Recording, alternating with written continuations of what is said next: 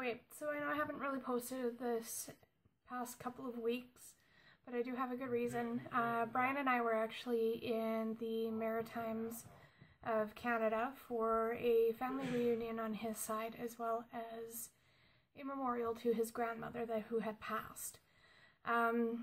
We took about a week to go there and do things, so I have pictures and everything that I'll throw in at the end of this video. But what I'd like to explain is kind of what we did while we were there. So the first day we actually got in pretty late. We got in at about, I think, 7 o'clock Halifax time, and then we drove another about 2 hours to the other side of the island to get to where we needed to be. Now once we got there, we actually met up with all of the family that had come in for this reunion and for the memorial. And we just kind of all sat around and talked and everything like that. And then by the time everything was said and done, it was probably about midnight that time. Now just to kind of give you a clue, Halifax is, or Nova Scotia time, is about 3 hours ahead of what I'm used to. So when it was midnight there, it would have only been about 10 o'clock. Is that right? 10, 11, 12, no, 9 o'clock. 9 o'clock, my normal time. So it was really hard for me to go to sleep because my body hadn't adjusted to that yet. I normally fall asleep around the 11:30, 12 range anyways. But yeah, it was a good night. The following day, the Saturday, we all met up at a family's house and we did the memorial. It was gorgeous. We spread our ashes in the ocean and everything like that, and then we all just kind of sat around, had a really nice dinner, and just kind of caught up and talked. And he actually has a very small family, so it was nice to kind of have everybody together in one space. I guess the other things that we did were, I think that the following day we went out to where kind of, I guess it's a memorial bench that's going to be set up for her. And we went out and we saw where that site was going to be. And then after that, myself, Brian, and his parents went down to the site where the Acadian Cross is. Now, for those of you who do not know, the Acadians were a group of people. I believe they were the first settlers in Canada, and they were French settlers. And they were kicked off of Canadian land because the English settlers that came in afterwards wanted the land and everything that they had done with it, and as well they wanted it to be a singular religion and everything like that. So we went down and we saw the site, and it was absolutely breathtaking, and it was just one of those moments where you're kind of dumbfounded.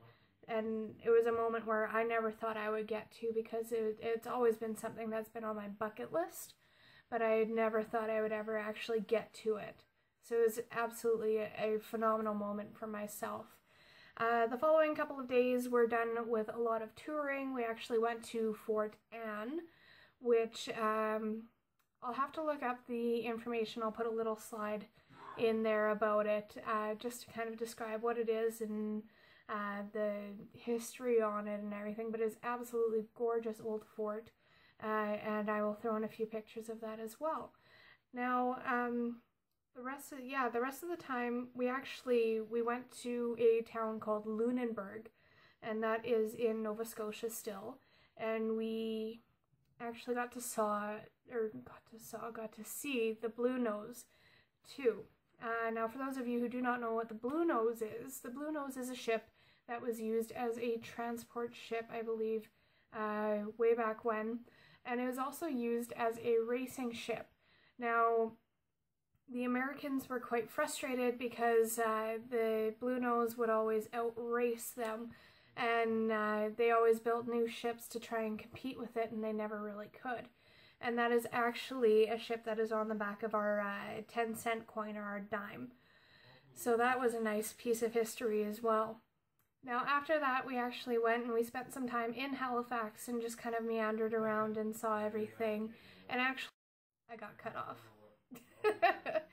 So anyways, while we were in Halifax, Brian and I actually went to see the graveyard where the unclaimed bodies from the Titanic shipwreck had been buried. It was kind of one of those moments that just makes you stop and think, and it was just another beautiful moment.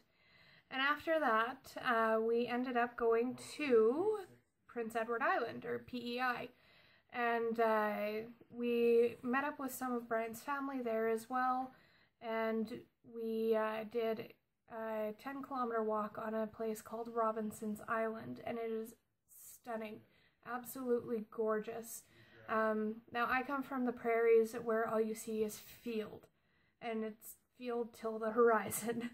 So being able to see ocean and sand and everything like that was just gorgeous. And it was an absolutely breathtaking trip for us. And I'm just so very happy that we were able to take this trip. And at the last night that we spent in PEI and as well in the Maritimes, we actually had a lobster boil with Brian's family, and that's actually the first time I've ever had lobster in my 23 years of life. It was delicious. So that's the basis of our trip. It was about a 9-hour trip there and about a 12-hour trip back because of layovers.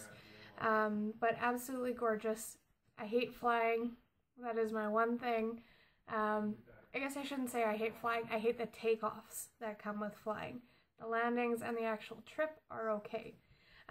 So I do actually have a couple of things here from when we did go to the Maritimes.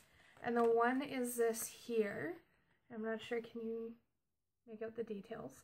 So this is actually the church at Grand Pré. So it is a commemorative church located in Grand Pré, Nova Scotia.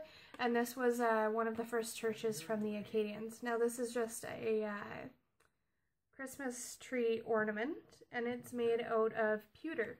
Now, again, for those of you that do not know, pewter is a mixture of basically lead and tin and copper and a bunch of different metals and alloys to help out with that. And there's a huge section of pewter located in Mahone Bay in Nova Scotia, and that's where I believe the company is called Amos Pewter. Gets all their stuff from, and you can actually also see on my necklace here, can't really see it that well, but it is a pendant of the Blue Nose ship, and so that was really cool for myself as well. So let's see what else I have here. Oh yeah, I forgot about this one. So I actually got this, which I'm not, oh, it's probably gonna come up backwards. But it says the Lieutenant Colonel John Winslow's list of the Acadians in the Grand Pré area in 1755. So through this whole book is actually a list of all those Acadians that I had talked about earlier that were located in the Grand Pré area that had to be kind of rounded up and shipped off. I also got a magnet that actually depicts the deportation and the lost elm tree. Now the elm tree I do believe is actually cut down now, because it was going deciduous, but it was still a beautiful sight to see. And just a postcard here that depicts the church and the cross again. So it was a wonderful trip. I will put a bunch of pictures at the end, and I will try to edit this the best that I can so that it sounds at least somewhat decent. Thanks guys for tuning in. Hopefully within the next little bit things will get back to normal. The next couple of days are going to be kind of boring because we're going to be kind of getting back into our normal schedule and trying to adjust back to Saskatchewan time. So thanks for tuning in, and I'll see you guys in a bit.